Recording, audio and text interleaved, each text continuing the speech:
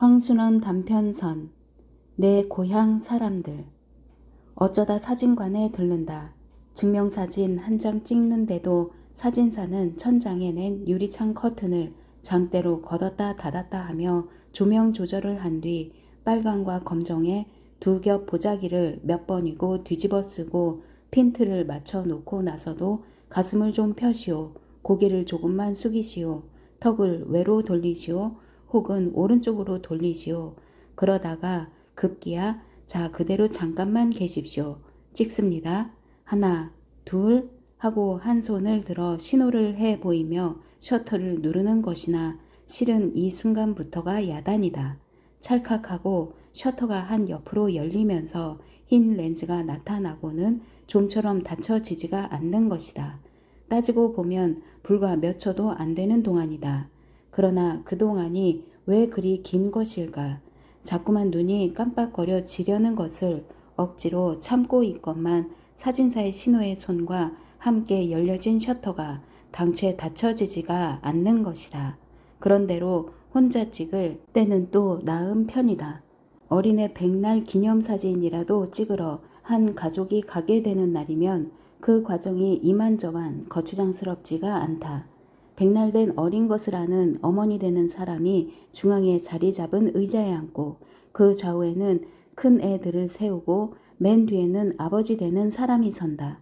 이때 아버지 되는 사람은 점잖게, 어머니 되는 사람은 성숙하게, 그리고 어린애의 형이나 누이는 어쨌든 웃는 얼굴이 되기를 사진사는 요구한다. 그런데 백날잡이 어린 것이 말썽이다. 그것이 계집애가 아니고 사내 애인 경우 어머니는 될수록 안고 있는 어린 것에 고추가 정면으로 환히 찍힐 수 있게끔 신경을 써야 하는 것이다. 몇 번이고 고추를 매만져 위치를 바로 잡는다. 그런데 그 자랑스러운 것을 차고 있는 녀석이 영 얌전히 어머니 품에 안겨 있지를 않는 것이다.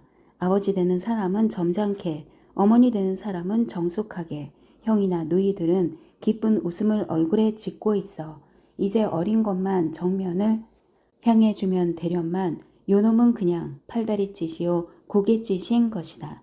사진사가 손뼉을 치고 휘파람을 불고 장난감을 흔들어 어린 것의 주의를 자기 쪽으로 끌려고 온갖 제스처를 다한다. 잠시 어린 것이 정면을 향한다. 이 기회를 놓치지 않고 사진사는 셔터를 누른다. 그러나 어찌 이 무해한 어린 생명체가 그 부자연스러운 부동의 자세를 억지로 지속할 리가 있으리요. 그만 고 자랑스러운 고추 끝으로 붙어 난데없는 무지개가 뻗치고 만다. 어머니 되는 사람은 이 고추의 배설물을 훔치고 매만져 또 다시 위치를 바로 잡아주지 않으면 안 된다. 이렇게 해서 찍은 사진을 현상에 놓고 보면 어느 모르나 떨려 있게 마련이다. 겨울날 지나가던 나그네가 길을 묻는다. 마당 위 양지 쪽에 앉아 타작하고 난 집에서 벼토를 털고 있던 노인이 턱으로 동구 밖을 가리키며 이 길을 얼만큼 가면 개울이 나섭낸다. 거기 난간 떨어내다간 다리가 걸렸는데 여기서 노인은 그 다리를 건너 어디로 어떻게 가면 된다는 얘기는 제쳐놓고 딴 말을 꺼내는 것이다. 하참 그 다리 난간이 왜 그렇게 됐는디 안내까? 차손이네 소가 개서 떨어냈다우. 바로 잿년 이맘때 외다. 가만히 송출을 하래 가다가 다리 위 얼음판에 미끄러 댔세다래. 죽고 말았디요. 거저도 모르갔는데 짐을 잔뜩 싣고 있었으니 될 말이 왜까? 게다가 새길 밴디 야들 다리나 됐디 안카시오. 허참 아까운 소 쥐겠디요. 전백이었는데 암소이디만 황소 맛제비로 일을 잘하댔디요. 그런 소를 쥐기고 나선 차손이네 집안꼴이 그만. 노인은 추운 겨울날 길손이 바빠하건 말건 한결같이 무표정한 얼굴로 몇 번이고 볏짚을 갈아쥐고 그냥 체질을 계속하면서 중얼중얼 저 할 말만 한다. 내가 지금 생각하고 있는 고향은 이렇듯 옛투로 사진을 찍던 시절 이런 노인네가 살던 곳이다. 김구장을 내가 처음 만난 것은 1943년 가을이다. 태평양 전쟁의 양상이 차차 어지러워지기도 했지만 그 즈음 나는 몸이 좀 좋지가 않아 시골로 가 살기로 했다. 평양서 서북쪽으로 한 40리 떨어져 있는 장태동이라는 곳이 내 고향이었다. 이미 시골은 추석도 지난 절기여서 벼가을이 한창이었다. 단순한 소개라면 할아버지 댁이나 그 밖의 친척들 집에 끼어 들어가 지낼 수도 없는 것은 아니나 다시 생각이 내킬 때까지는 도해지를 떠나 있고 싶은 심정이어서 집을 하나 짓기로 했다. 그때 기와공장을 하고 있던 이가 김 구장이었다. 온갖 물자가 바를 대로 바르던 시절이었다. 가까스로 평양서 제목을 구해다 치목을 하여 이제 내일 모레면 세울 임시해서 문제가 된 것이 기와였다. 그 점 나는 너무 등한히 하고 있었다. 고향에서 굽는 기와라 아무 때고 필요할 때면 가져다 쓸 수 있을 것으로만 여기고 있었던 것이다. 그러나 들리는 말에 이제 며칠 후에 넣는 기와가 그 해로 마지막 가마라는 것이다. 그리고 그것을 가져갈 자리도 이미 다 정해져 있다는 것이었다. 나는 김구장 댁을 찾아갔다. 초면이었지만 그는 곧 내가 누구라는 걸 알고는 사랑방으로 들어오라고 했다. 그가 사는 김촌과 우리가 사는 황촌과는 밋밋한 언덕 하나를 사이에 두고 있었는데 그 언덕에도 면소와 인가가 잇따라서 있어 그대로 맞달린 동네나 다름없었다. 자연 예로부터 세교 관계가 맺어져 내려오고 있었다. 김구장의 연세는 우리 가칭과 비슷한 50을 하나둘 넘어 보였다. 그 첫 인상을 한마디로 말하면 퍽 깨끗하면서도 딱딱해 보였다. 연회색 세루 겹 바지 저고리에 데님을 단정히 매고 홑기계로 빡빡 깎은 머리와 약간 앞으로 나온 이마 그리고 면도 자국이 파랗게 윤이 나는 얼굴 모습은 어딘지 차가운 느낌을 주는 것이었다. 그는 세교로 내려오는 친지의 자제를 대하는 관습적인 인사말을 한두 마디 하고는 내가 찾아간 용건을 묵묵히 들었다. 다 듣고 나서도 한동안 말없이 있더니 머리맡에 놓여있는 문갑 서랍을 열고 장부책 한 권을 꺼냈다. 기와에 관한 문부책인 모양이었다. 잠자코 그것을 한동안 들여다보며 무엇을 생각하는 눈치다가 문갑 위에서 벼루를 내려 편지 한 장을 쓰는 것이었다. 그동안 나는 쟁반에 담아내온 밤과 대추를 씹으면서 방안을 한번 둘러보았다. 아랫목에 사군자 병풍이 쳐 있을 뿐 벽에는 족자 하나 걸려 있지 않았다.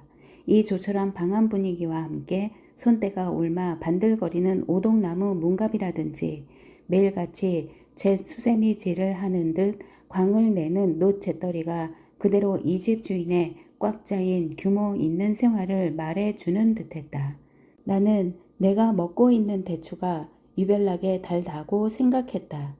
편지를 다 쓴 김구장은 심부름하는 계집애를 시켜 아무개를 좀 이리 들어 오래라고 했다.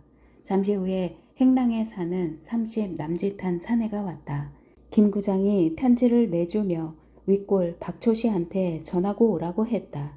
결국 윗골 박초씨 내가 가져가기로 한 기와를 나한테 돌리기로 한 것이었다. 나는 황송하고 고마울 밖에 없었다. 그러나 김구장은 담담한 언성으로 급한 쪽이 먼저 써야지 어떻게 하느냐고 박초신에는 헛간 이영을 벗기고 넣을 것이니 명년봄에 가서 해도 괜찮을 것이라는 말을 했다. 이윽고 나는 그곳을 물러나왔다. 김구장이 문간에까지 나와 배웅을 했다. 아무리 손 아랫사람에게라도 이렇게 몸소 문간에까지 일어나 나오는 것이 지체 있는 사람의 한 범절처럼 돼 있는 것이다. 그것을 김구장은 내게도 지켜 보인 것이다. 그 후 입주 상량을 하고 석가래를 깐지 닷새 만에야 기와가 가마에서 나왔다. 그새 낙엽송으로 넣은 평고대가 햇볕에 비틀어져 연함이 들썩했으나 하여튼 미리 흘까지 올려뒀다가 기와가 가마에서 나오는 대로 날라다 지붕을 이고 나니 겨우 한시름 놓였다. 그날 기와를 운반하던 달구지꾼의 말이 윗골 박초씨가 행여나 하고 우차를 몰아가지고 왔다가 그냥 돌아갔다는 것이다. 나는 미안한 생각과 함께 다시 한번 김구장에게 대한 감사한 마음을 금치 못했다. 간신히 2벌 흙을 바르고 사람이 들게 된 후 며칠 만에 나는 김구장을 찾아가 뵈었다. 마침 평양서 곡식과 바꾸러 술을 갖고 온 사람이 있어서 2대를 바꿔가지고 그 중에 한 대를 들고 김구장을 찾아갔다. 닭도 한 마리 튀해 삶아갖고 곡식에 못지않게 술도 바르고 귀하던 때였다. 김구장 내 대문을 들어서면서 나는 새삼스럽게 집안이 조용함을 느꼈다. 그동안 나는 동네 사람들한테서 김구장 내에 관한 얘기를 얻어 듣고 있었다. 딸 셋은 이미 출가를 하고 끝으로 난 아들은 현재 서울 모 전문학교에 다니고 있다는 것. 그래 현재 이 큰 집에는 김구장 내외가 심부름하는 계집애 하나를 데리고 살고 있다는 것. 그가 기와 공장을 하는 것도 무엇 장사 속으로 하는 게 아니고 마침 소유지에서 좋은 흙이 나와 근방에 소용되는 사람끼리 나눠 쓰기 위해 기와를 만들기 시작했다는 것. 말짱하게 비질을 한 안뜰과 낡은 집이기는 하나 깨끗이 치워진 큰 집채가 그대로 주인의 소정한 성벽을 엿보여주고 있었다. 그러나 어딘지 모르게 횡댕그렁한 느낌을 주기도 하는 것이었다. 이날도 김구장은 사랑방에 혼자 있었다. 밖에서 인사나 하고 올 참이었던 것이 김구장이 들어왔다 가라는 말에 그냥 돌아설 수가 없었다. 김구장은 손바지 저고리를 입고 있는 탓인지 몸집이 더 뚱뚱해 보였다. 사랑방에 들어가 앉아서도 우리는 별로 할 말이 없었다. 그저 김구장이 나더러 가을에 집을 짓느라고 얼마나 고생을 했느냐는 말 정도였다. 그는 이런 경우 흔히 있을 만한 시국 이야기도 꺼내지 않았다. 그만 일어서려는데 술상이 나왔다. 소반에 내가 가지고 간 닭고기와 깍두기와 밤 대추가 놓여 있었다. 김구장은 석 잔인가 마시더니 자기는 그만두겠다고 하면서 나한테만 권하는 것이었다. 그렇다고 김구장의 낯에 술기울이 오른 것도 아니었다. 홑기계로 바투 깎은 머리에 면도 자국이 파란 얼굴은 언제나처럼 차갑게 윤을 내고 있었다. 그런 우더른 앞에서 나 혼자 술을 받아 마실 수도 없는 노릇이었다. 대추만 씹었다. 저번 와서 먹을 때보다도 더 쇠들쇠들 마른 게 사뭇 달고 맛있었다. 대추 종류가 참 좋다고 했더니 김구장은 선친 제사 때 쓰려고 심은 거라고 했다. 조금 후에 나는 그곳을 물러나왔다. 김구장이 문간에까지 일어서 나와 배웅을 했다. 대문을 나서면서 나는 생각했다. 모든 생활면에 꼭꼭 법도를 지키고 있는 김구장은 그렇듯 횡댕그렁한 집 속에 부인과 단둘이 단출한 살림을 해오더라도 별반 외롭다거나 쓸쓸함을 느끼는 일은 없을 것이라고. 김구장네 집 옆 담장을 끼고 난 길은 경사가 저 언덕배기를 이루고 있었다.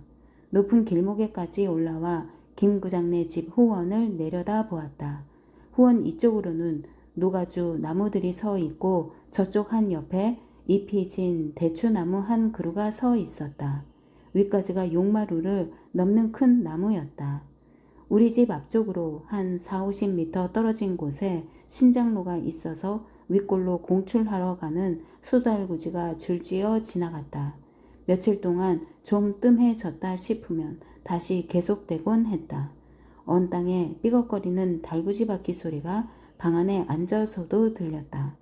양곡뿐 아니고 가마니와 관솔 공출 달구지도 지나갔다. 양곡과 가마니 공출은 마을에서 동남쪽으로 한 10리가량 떨어져 있는 간이역까지 운반해야 하고 관솔 공출은 바로 면사무소에서 하는 것이었다. 면사무소 앞에다 큰 가마를 만들고 직접 송탄유를 만들어냈다. 동남풍이 부는 날이면 송진 타는 냄새가 우리 집 안뜰까지 풍겨오곤 했다. 도시에 못지않게 아니 시골이기 때문에 오히려 더 전쟁이란 것이 피부에 느껴졌다.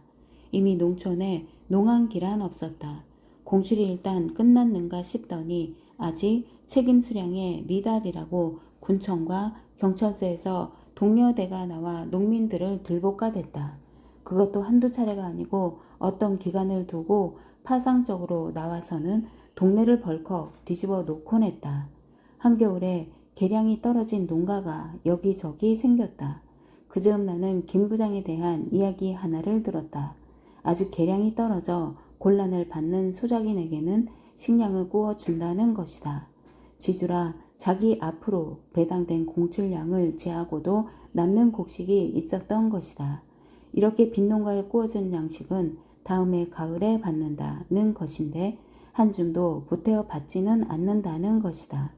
그 대신 나중에 또 구워갈 한이 있어도 일단 들여놓긴 해야 한다는 것이다. 공출 동료의 물결이 채 자기 전인 이듬해 정월 중순도 지난 어느 날 나는 김 구장내 집안에 관한 이야기 하나를 또 들었다.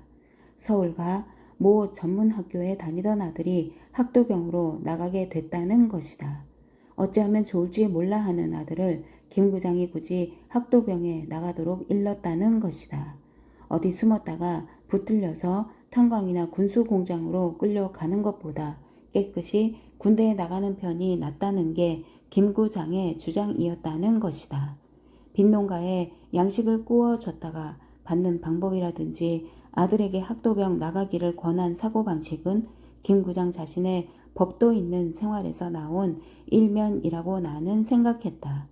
내가 다시 김 구장을 만난 것은 그해 봄이 지나고 여름도 한 고비를 넘은 8월 하순께의 어느 석양판이었다. 공출은 가을 공시만 하는 게 아니어서 밀보리 때도 긁어갈 대로 긁어갔다. 그리고 농번기에 농사일만 돌보게 하지도 않았다. 끊임없이 관솔 공출을 시키는 한편 소위 보국대라는 미명 아래 수많은 농민들을 스무날 교대로 개천 봉천 탄광과 안주 입석 탄광으로 부역을 보내는 것이었다. 제 날짜에 교대가 되어 돌아오는 일은 거의 없고 사흘 닷새 심지어는 열흘씩 늦어지기가 일쑤였다. 돌아온 사람들의 말에 의하면 아침 6시부터 저녁 8시까지 무려 14시간의 중노동을 해야 한다는 것이었다. 게다가 급식사정이 나빠 대개 한 차례 보국대에 끌려 나갔다 돌아오면 영양실조에 빠지곤 했다. 그렇게 되어 집에 돌아왔다고 별수가 있는 건 아니었다. 대개가 감자, 보리껴 수제비, 강냉이, 호박 풀떼기 따위가 주 식물이었다. 어쩌다 면에서 겉피와 대두박이 배급되는 수가 있었으나 거의 뜨고 썩어 제대로 양식이 되지 못했다.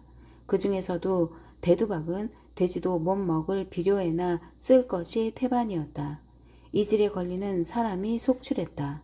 이러한 사정을 눈앞에 보면서도 나는 무엇 하나 이들을 위해 해주지 못하는 한낱 방관인인 창백한 인텔리 청년일 수밖에 없었다. 하기는 부끄러운 이 창백한 인텔리 청년도 그즈음 일종 기직 어머만 속에 살고 있었던 것이다. 가끔 주재소 주임이 지나가는 길에 들른 것처럼 찾아와서는 몸이 좋잖아 시골에 와 있는 걸로 돼 있는 내 기색을 은근히 살피고 돌아가곤 했다.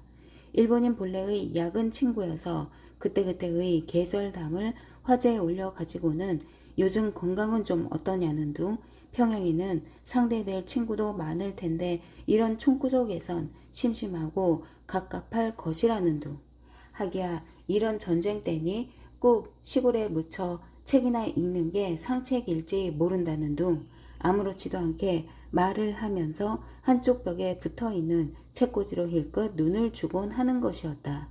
지난 겨울 이 주재소 주임이 처음 집에 찾아왔을 때 그는 책꽂이를 바라보며 참 책을 많이 갖고 계시다고 짐짓 감탄해 보이고 나서 어디 자기가 읽을 만한 책이 있으면 한 권 빌려달라고 하면서 책꽂이 앞으로 다가가는 것이었다. 한참 안에 그는 책 한 권을 뽑아냈다. 가와가미 하지메의 가난뱅이 이야기였다. 나는 속으로 찔끔했다. 저자가 말썽 있는 사람이었던 것이다.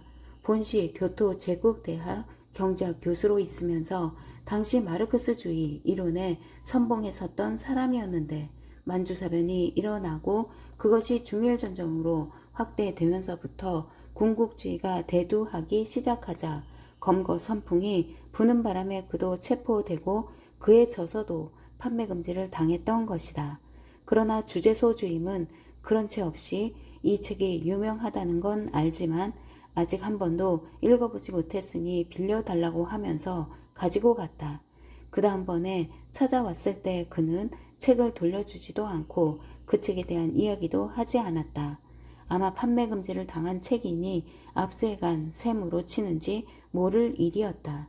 그날도 그는 허물없는 잡담 끝에 책꽂이를 바라보며 영문과를 전공했는데 어째서 원서가 별로 없느냐고 하고는 우리나라 작가의 책들을 훑어보며 혼잣말처럼 읽어봤으면 좋으련만 글자를 몰라 유감이라고 하면서 그냥 책꽂이를 향한 채 문과를 했으니 소설 같은 것을 쓴 일이 있지 않겠느냐는 말을 했다. 나는 내 저서를 책꽂이에 끼워두지 않고 벽장 속에 따로 넣어두길 잘했다 싶었다. 대학 시절에 낸 2권의 시집과 졸업 후에 낸 단편 소설집이 있건만 평양서 불과 40리 밖에 안 떨어진 고향인데도 누구 하나 그것을 아는 사람이 없었던 것이다. 나는 웃으면서 문과를 했다고 다 시나 소설을 쓰느냐고 얼버무렸다. 그러면서 나는 요즘도 더딘 붓으로나마 쓴 작품 초고들을 벽장 속에 챙겨 넣어두곤 한 것을 또한 천만다행하게 여겼다. 이날 주재소 주임이 돌아간 뒤 나는 책꽂이에 책 몇 권을 벽장 속으로 치워버릴까 했다.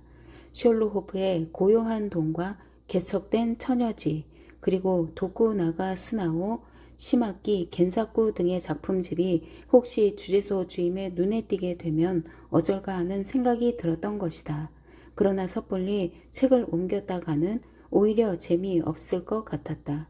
이미 주재소 주임은 책꽂이에 그럼직한 책들을 모조리 기억하고 있어서 만약 그 중에 한 권이라도 없어지는 날이면 대번 그것을 알아보고 이쪽을 더 의심할 것만 같았던 것이다.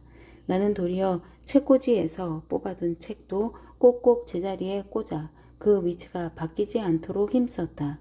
그리고 내가 쓴 원고는 그것이 어떤 노트 조각이건 그때그때 벽장 속에 넣어두기를 잊지 않았다. 이러한 데까지 일일이 신경을 써야 하는 내 자신의 위축된 생활이 한없이 불쾌했으나 어쩌는 수가 없었다. 그날도 나는 지난날의 원고 뭉치를 꺼내어 펴놓고 이것저것 뒤적여 보고 있었다. 언제 햇빛을 보게 될는지조차 알 길 없는 원고들. 그 중에는 잉크빛이 부옇게 바랜 것도 적지 않았다. 남에게 있어서는 한간 휴지에 지나지 않을지도 모르는 이것들이 그러나 내게는 다시 없이 소중한 것이었다. 어둡고 메마른 세월과 함께 자꾸만 위축해 들어가는 내 생활의 명맥을 그런대로 이어주는 한 가닥 삶의 보람은 역시 벽장 구석에서 먼지를 뒤집어 쓰고 있는 이 원고 뭉치가 아닐 수 없었다. 이날 나는 뒤적이던 원고 뭉치 속에서 이런 구절을 하나 주워 읽었다. 소야, 이 유순한 소야, 어서 뿔을 갈아라. 그리고 언제나 내 힘에 겨운 일은 내가 좀 대신해주고 내가 미처 생각지 못한 것은 내가 대신해주마. 소야, 뿔을 가진 소야. 오래전 소년 시절에 노트에 두었던 글귀였다.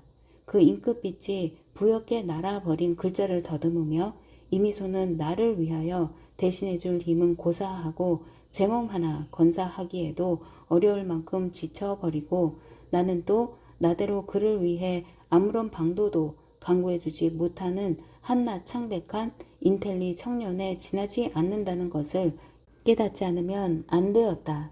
나는 원고 뭉치를 챙겨 벽장 구석에 집어넣고는 뒷산으로 올라갔다. 주체할 길 없는 울적이 마음속을 휘몰아칠 적마다 하는 버릇의 하나였다. 거기 소나무와 상수리 나무 숲 사이를 정처 없이 마구 싸돌아다니다 저녁 어스럼이 깔리기 시작해야 집으로 내려오는 것이다. 그런데 저녁 어스름이 내리기 시작하기 얼마 전 산속이 석양빛에 환해지는 시각이 있었다. 짧은 동안이긴 하나 주황빛 햇살이 모로 나무줄기 새를 들이비춰 하루의 어느 때보다도 숲 안을 밝게 만드는 것이었다. 그럴 때 주황빛 석양 속에 서서 주위의 나무들과 함께 유난히 홀쭉하고도 긴 그림자를 지으면서 지금껏 싸돌아 다니기에 피곤해진 자신을 들여다보는 것이다. 그리고 피곤의 정도가 더하면 더할수록 어떤 충족을 느끼는 일종의 자학감에 몸을 내맡기곤 하는 것이다. 이날은 그런 시각 좀 전이었다. 벼랑간 가까이서 총소리가 울려왔다. 그게 김구장의 총소리라는 것을 나는 알았다. 김구장이 어떻게 요즘 세월에 신규로 총포 허가를 받을 수 있었는지는 모를 일이었다. 기왕 허가해준 엽총도 2, 3년 내 안전보관이란 명칭 아래 소할 경찰서에서 거둬들였다가 수렵기에만 내주곤 하던 것이 작년부터는 전시하 자숙하는 의미에서라고 하면서 일절 수렵 허가를 하지 않았던 것이다. 시기가 시기인 만큼 어떤 구실을 붙여서라도 조선 사람에게 화기를 소지케 하지 않으려는 속셈인 것이 뻔했다. 그것을 어떻게 김구장이 신규로 허가를 맡을 수 있고 더구나 수렵기도 아닌 요즘 사냥질을 할 수 있었을까? 외아들을 학도병으로 자진 내보낸 데 대한 특전이었을까? 그러나 그가 총 허가를 받게 된 경위나 절차보다도 좀 더 내게 불가사의하게 생각힌 것이 있었다. 그것은 대체 그가 무엇하러 총을 갖고 사냥을 하지 않으면 안 되었을까 하는 점이었다. 요 며칠째 나는 집에서 먼 메아리를 끌며 울려오는 총소리를 들으면서 도저히 김구장과 총과 사냥을 합치시켜 생각할 수가 없었다. 그것은 지금도 마찬가지였다. 총소리 나는 쪽으로 고개를 돌렸을 때 거기 나무숲 사이로 수렵복을 입은 사내의 모습을 발견하고도 그것이 김구장이라는 실감이 얼른 오지가 않았다. 이쪽으로 비스듬히 등을 돌려댄 자세로 서 있기 때문에 얼굴을 볼 수 없어 그런 건 아니었다. 그보다도 김구장이 헌팅캡까지 쓴 완전한 사냥 복장을 갖추고 거기 총을 잡고 서 있어야만 하는 까닭이 도무지 납득이 가지 않는 것이었다. 그러한 김구장과 이런 자리에서 대면한다는 게 서로 쑥스러울 것만 같았다. 나는 그냥 못 본 채 그곳을 떠나려 했다. 그때 사냥개가 무엇인가를 물고 김구장 앞으로 다가왔다. 그러자 김구장이 무슨 일인지 퍼뜩 주위를 한번 살폈다. 그 서슬에 나를 보고는 잠시 머뭇거리는 눈치더니 가까이 걸어왔다. 운두가 없고 널쩍한 헌팅캡을 써서 그런지 김구장의 키는 더 작아 보이고 탄대를 띤 몸집이 둥그레 보였다. 그는 내 인사를 받고는 거기 아무데나 주저앉는 것이었다. 땀이 줄을 지어 흐르는 그의 얼굴에는 어딘가 지겨운 빛이 어려 있었다. 그렇건만 그는 헌팅캡을 벗거나 땀을 훔치려고도 하지 않았다. 사냥개가 물고 온 죽은 산 비둘기를 김구장 앞에 놓더니 그 옆에 앞발을 모아 뻗치고 엎디면서 긴 혀를 입새로 빼문다. 흰 바탕에 황갈색 반점이 박힌 포인터였다. 그동안 익숙해지셨군요. 나는 할 말을 몰라 죽은 산 비둘기와 쌍발 엽총을 내려다보며 이렇게 입을 열었다. 그 말에는 대꾸도 않고 한동안 잠자코 있던 김구장이 불쑥 누앙소라는 데가 어디쯤 되나 하고는 바지 주머니에서 여러 겹으로 접은 매일신보 한 장을 꺼내어 폈다. 그 제1면에 유황도의 대형 20기라는 타이틀이 보였다. 미군 사발 대형 폭격기 20대가 유황도를 공격해 왔다는 것이다. 김구장에게서 전쟁에 관한 얘기를 듣기는 이때가 처음이었다. 나는 요즘 신문에 전황 보도에 의해 안지리 지식으로 유황도가 어디쯤이라는 걸 설명해 주었다. 규슈 지방 가고시마만에서 100여리쯤 떨어진 섬이라고. 그러고 나서 참 제우한테서는 자주 소식이 있는가요? 하고 물었다. 김구장의 아들 제우가 훈련을 마치고 북지로 갔다는 말은 풍문에 들어 알고 있었던 것이다.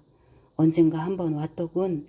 잠시 말을 끊었다가 손톱하고 머리칼을 잘라서 맺겠다는 말을 했을 때 아마 이제는 전사하더라도 화장을 하여 유고를 가족에게 돌려 보내줄 수 없을 만큼 전국이 급박해졌다는 것이리라. 이때 수반이 갑자기 환해졌다. 주황빛 석양이 들이비친 것이다. 나무들의 그림자가 호련히 선명한 윤곽을 드러내면서 길게 누웠다. 김구장이 벌떡 일어나 탄대에서 알을 뽑아 총에 재었다. 포인터가 앞장을 섰다. 멀지 않은 나무에서 산 비둘기가 울고 있었다. 총소리가 났다. 그러나 나는 빛 맞았다고 생각했다. 김 구장의 총 겨냥이 엉망이라는 걸 이만큼에서도 알아볼 수가 있었다. 사실 나무 위에 산 비둘기가 푸드덕 날아가 버렸다. 김 구장이 돌아서 긴 그림자를 끌며 이리로 걸어왔다.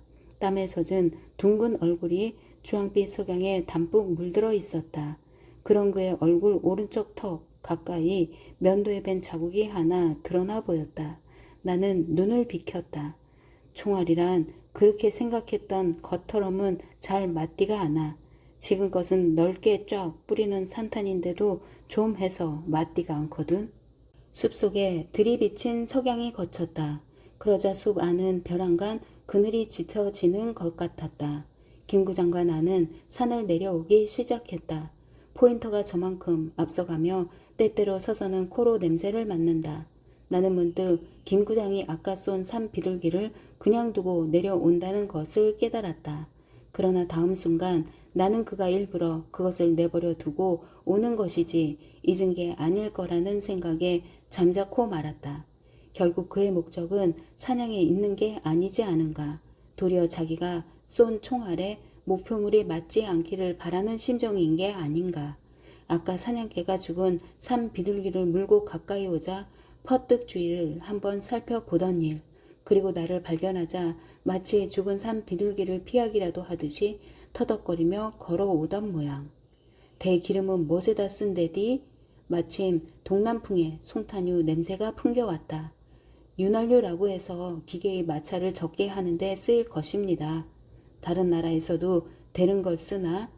나는 부지 중에 김 구장의 얼굴을 바라보았다. 마침 그의 오른쪽에 서서 걷고 있었기 때문에 턱 가까이 나 있는 면도에 밴 자국이 눈에 들어왔다. 나는 좀 전 그의 이 면도에 밴 자국을 보고 눈을 비켰던 일을 생각했다. 그리고 그때 느꼈던 것처럼 지금까지의 물샐 틈 없이 법도가 서 있던 김 구장의 생활에 어떤 틈새가 벌어지기 시작한 징조가 아닌가 했다. 그날 뒷산에서 김 구장의 생활에 어떤 변화가 오지 않았나 한 것은 그저 나 혼자만의 예감에 지나지 않았다. 이 예감이 그 후 김 구장의 생활면에 나타났다고 해서 나는 조금도 내가 성견지명이 있었다고 내세울 마음은 없다. 그해 가을의 양곡 공출은 좀 더 흑심했다. 처음부터 군청과 경찰서에서 동료대가 나와 면에서 살았다. 그리고 시시콜콜이 뒤져냈다. 장님 놀이라고 해서 지팡이로 헛간이나 부엌바닥을 돌아가며 두들겨 보아 조금만 색다른 소리가 나도 파헤쳐서 쌀말이나 감춰둔 것까지 긁어냈다. 관솔, 공출도 책임량이 높아가고 보국 때도 점점 인원수가 늘어만 갔다. 아직 겨울도 닥쳐오기 전인데 농민들의 얼굴이 부항이나 누르퉁퉁하게 뜨고 부어올랐다. 그즈음 동네에 소문이 하나 퍼졌다. 김 구장이 전답을 팔아가지고 평양과 영원 간에 자동차 운수업을 시작했다는 것이었다. 한동안 이야기거리가 될 수밖에 없었다. 김 구장의 처사를 좋게 말하는 축이 많았다. 공출이 심해지면서부터 지주라고 별다른 혜택을 받는 것도 아닌 토지를 붙들고 앉았으면 뭘 하느냐는 것이다. 그리고 자동차 운수업을 시작한 뒤의 김 구장의 하루 수입이 얼마나 된다는 상당히 높은 숫자의 금액이 떠돌아 다녔다. 그런데 이런 풍설이 사람들의 입에 오르내린 지 석 달도 못 된 이듬해 정월에 들어서서였다. 김 부장이 경영하는 사업체에 일대 춘사가 발생했다. 눈길에 힘없는 목탄버스가 영원 거의 다 가서 있는 자일령 고개를 넘다가 미끄러져 낭떠러지로 전복하는 바람에 승객 10여 명의 사상자를 낸 것이었다. 이런 일이 있은 지 얼마 후 평양에 들어가 있던 김 구장이 그 뒷수습을 하느라고 사업체는 물론 남은 논밭을 거의 팔아놓고 마을로 돌아왔다. 시골 부자란 뻔한 것이어서 이제는 기와공장과 밭 몇 댁이 그리고 집만이 남았다는 말이 들렸다. 나는 마을로 돌아온 김 구장을 먼발치로 본 일이 있었다. 밤이었다. 김촌에 막걸리를 만들어 파는 중늙은이 과부 아주머니가 있었다. 건달이었던 아들이 어떻게 지연병으로 나가 지금은 상등병이 돼 있는 탓에 밀주를 만들어 파는 것을 주재소에서도 눈 감아 주고 있는 것이었다. 소주라고는 구경조차 못할 때라 나는 간혹 몰래 이 집을 찾아가 그 텁텁한 뜨물 같은 막걸리를 몇 사발 들이켜고 돌아오곤 했다. 그날 밤도 나는 이 집을 찾아가 가물거리는 등잔 밑에서 막걸리를 들이켜며 이해 정월 초순께 루손도에 미군이 상륙했다는 보도를 안 후부터 몸 가까이 느껴지는 어떤 초조와 불안과 알지 못할 기대 같은 것을 되씹고 돌아오는 길이었다. 꽤 매운 밤이었다. 나는 주재소 앞을 피하여 김 구장네 집 옆을 지나 언덕배기 높은 길목에서 무심코 고개를 돌렸다. 김 구장 내 후원이 내려다 보였다. 거기 초승달이 뜬 차가운 별 하늘에 대추나무가 검은 자태를 드러내고 있었다. 나는 고개를 거두려다 잠시 더 그대로 내려다 보았다. 대추나무 및 어둠 속에 희끄무레한 사람의 그림자를 발견했던 것이다. 전체의 윤곽으로서 김 구장이라는 걸 알 수 있었다. 그가 지금 위를 쳐다보고 있는지 밑을 내려다보고 있는지는 분간이 안 되었다. 그저 한자리에 꼼짝 않고 서 있는 것만은 분명했다. 나는 문득 그동안 김 구장을 한번 찾아가 배웠어야 했을 거라는 생각이 들었다. 그러나 이 추운 밤 대추나무 밑에 홀로 꼼짝 않고 서 있는 그를 바라보면서 내가 그를 찾아가 할 수 있는 위로의 말이란 대체 어떤 것이어야 할지 알 수가 없었다. 그해 2월 초순께에는 미군 비행기 85대가 고베 부두를 폭격, 그리고 중순경에는 B-29 100대가 도쿄를 폭격, 3월에 들어서는 B-29 150대가 도쿄를 공습, 이어서 며칠 뒤에는 야간에 130대가 도쿄를 폭격, 다시 4월 중순경에는 두 번째로 도쿄를 야간에 폭격. 이러한 4월 하순경 어느 날 밤 나는 예의 막걸리집으로 갔다. 좀 더 몸 가까이 느껴지는 초조와 불안과 어떤 알지 못할 기대 같은 것을 안고 그날 밤 막걸리집에는 먼저와 아랫목에 자리를 잡고 있는 손님 한 패가 있었다. 그 속에 김구장이 있었다. 사업에 실패하고 평양서 돌아온 지 얼마 안 되어서부터 그가 술을 마시기 시작했다는 소문은 듣고 있었다. 내 인사말을 김구장은 고갯만을 끄덕여 받고는 같이 온 사람들과 하던 얘기를 계속했다. 그는 상당히 취해 있는 것 같았다. 나는 윗목에 앉아 무장아찌를 안주로 뜨물 같은 막걸리를 마셨다. 그러다가 나는 내 귀를 의심했다. 김구장의 하는 얘기가 귀에 들어왔던 것이다. 아주 노골적인 음담패설, 아무리 취담이라 하더라도 김구장에게서 그런 얘기가 나온다는 것은 영 믿어지지가 않는 것이었다. 홑기계로 빡빡 깎은 머리와 면도 자국이 파랗게 윤이 나는 어딘지 모르게 차갑던 인상. 내가 소주 한 되를 갖고 찾아갔을 때 조그만 잔으로 석 잔인가 마시고는 다시 더 받으려고 하지 않던 절조 있는 태도. 그동안 1년 반이라는 세월밖에 흐르지 않은 것이었다. 나는 아랫모 김구장한테로 눈을 주었다. 가물거리는 등잔 불빛에 그늘 젖은 그의 모습은 분명치가 않았다. 그저 머리가 전처럼 홑기계로 빡빡 깎여져 있지 않고 얼굴도 전처럼 파란 면도 자국이 윤기가 나도록 밀어져 있지가 않았다. 언젠가 뒷산에서 만났을 때 그의 턱 언저리에 면도에 밴 자리가 있었던 것이 생각났다. 그리고 그의 아들 재우의 일이. 나는 물론 북지로 가 있다는 김구장 아들의 소식을 알지 못하고 있다. 아마 김구장 자신도 모르고 있기 쉬울 것이다. 나는 막걸리 몇 사발을 연거푸 들이켜고 그곳을 나와버렸다. 5월에 들어서자 베를린 함락, 무솔리니 체포, 이튿날 무솔리니 총살, 그 다음날 히틀러 사망 발표. 하루는 맑게 갠 하늘, 저 까마득히 B-29 한 대가 지나갔다. 만주 어디에 일본 기지라도 폭격하고 돌아가는 길이리라. 은빛 기체를 빛내면서 서북쪽 쪽으로 동남쪽을 향해 거침새 없이 날아갔다. 그 꼬리에 흰 손반을 길게 뽑아 놓은 듯한 비행운을 달고 있었다. 주재소 주임이 이것을 보고 한 대 얻어맞아 기관에서 뿜는 연기라고 하면서 이제 얼마 못 가서 추락될 거라고 한 웃지 못할 얘기도 생겼다. 그런 어느 날 동네에 놀라운 사건이 하나 일어났다. 대낮에 김 구장이 행랑방에 사는 사람의 아내와 누워있다가 남편에게 발각된 것이다. 얼마 전부터 남편은 자기 아내와 김 구장의 관계를 눈치채고 있었다는 것이다. 그랬다가 그날 들에 나가는 채 하고 숨어있다 현장을 잡은 것이었다. 김 구장은 빠져나와 그 길로 어디론가 달아나고 말았다. 행랑방 사내가 안방으로 들어가 엽총을 거머쥐고는 이 집은 내 집이다. 누구든지 함부로 들어오면 쏜다고 소리쳤다. 총은 곧 주재소에서와 빼앗아 갔다. 그날로 김 구장 부인은 자기 맏딸네 집으로 가고 말았다. 저녁 때 행랑방 사내는 동네 사람들을 불러다 사냥개 포인터를 잡았다. 그 고기를 먹어본 사람들이 하나같이 말했다. 보기와는 달리 고기 맛이 아주 싱겁기 짝이 없더라고. 동네 사람들의 주선으로 집은 도로 내놓고 밭 두 떼기를 행랑방 사내에게 떼어주기로 하고 일단 사건이 수습되었다고 여겨진 어느 날 평양에 갔던 동네 사람 하나가 이런 말을 갖고 왔다.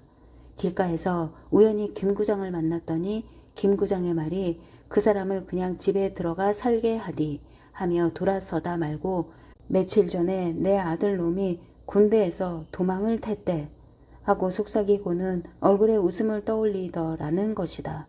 그 웃음의 뜻을 나는 알 수 있을 듯했다. 그러나 그때 김 구장의 웃음 표정만은 여러 가지로 겹쳐진 채 내 눈앞에 어른거려 딱히 이것이라고 얼른 잡혀지지가 않았다.